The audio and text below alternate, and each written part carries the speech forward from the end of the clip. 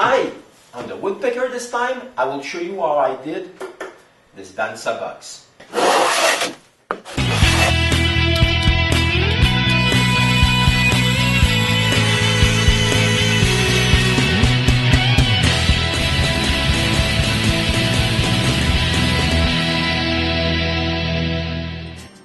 Last year, I built this mahogany jewelry box for my daughter. It took me a lot of time to build. This year, I'm making a Bandsaw box for my son's girlfriend because it's easier. I start by cutting one pattern length in maple and 2 lengths in walnut. When the 3 boards are cut, I check how crooked they are. The boards are wider than my jointer, so I mark the eye spots and unplane them. I also check with a ruler if it's flat. Again, I mark the eye spot and unplane them. When it's flat enough, I do the same thing on the maple board too. After, I pass all the boards through the thickness planner to make sure both surfaces are straight. Then, I sand the boards. On the walnut board, I put one edge straight. This way, I make sure I have one straight edge to reference on my crosscut sled, so I can cut it in half. It's time to glue the boards together. I put glue on the 2 walnut boards, and I spread it with the ink roller. I put glue on both sides of the maple board, and put all the boards together. I put several clamps around the boards. At the end, I have 6 of them. Yeah, I think I was too generous with the glue. When the glue is dry, I remove it on one side with an end plank. Then, I push the sandwich through the jointer. This will be the bottom of the box. Then, I stick Mac-Tac on the block and glue the pattern on top. I carefully check my bandsaw to make sure the blade is straight.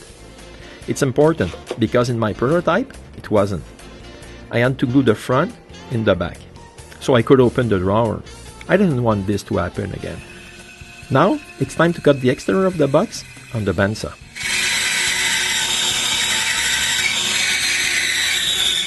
This takes time. After the pattern is cut, I slice the back.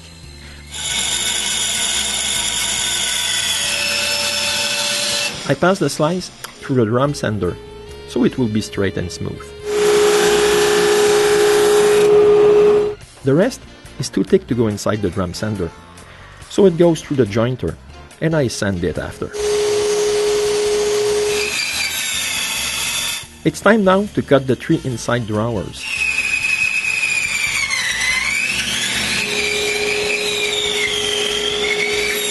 When they are cut, I glue the spots where the bandsaw had entered. I find that wooden clamps are the best to hold the box tight. Then, I cut the front and back of the 3 drawers. When they are cut, they go through the drum sander.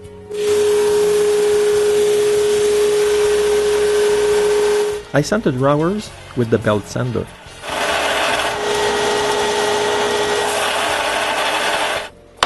When they are sanded, I put them in their holes. I mark the spot where they will be cut, and I cut them.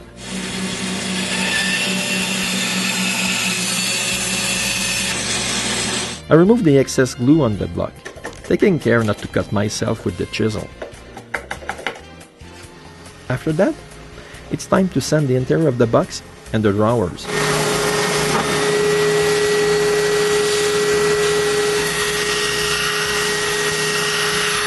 I need to use another sanding machine. I sand all the blocks straight.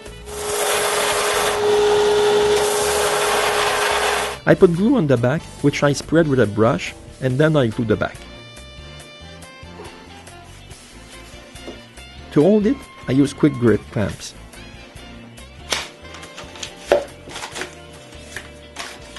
This is the main box drying. I clamp each of the 3 drawers on my workbench. This way, it's easier to clamp without misaligning the top and bottom. Now that the glue is dry, it's time to sand all the exterior parts. Obviously, my cheap sander had to break. Luckily for me, my old handheld sander had broken last summer, and I replaced it with a much better one. I can now finish the sanding with the handheld sander. Finally, I use the mouse on my sander with a 220 grit sandpaper and end with a hand sanding.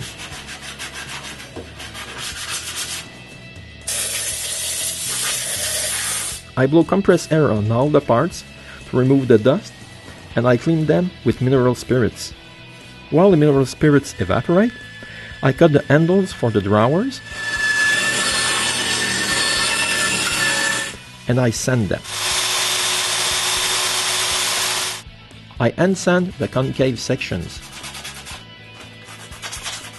Next, I glue the handles. Now I just have to wait for the glue to dry.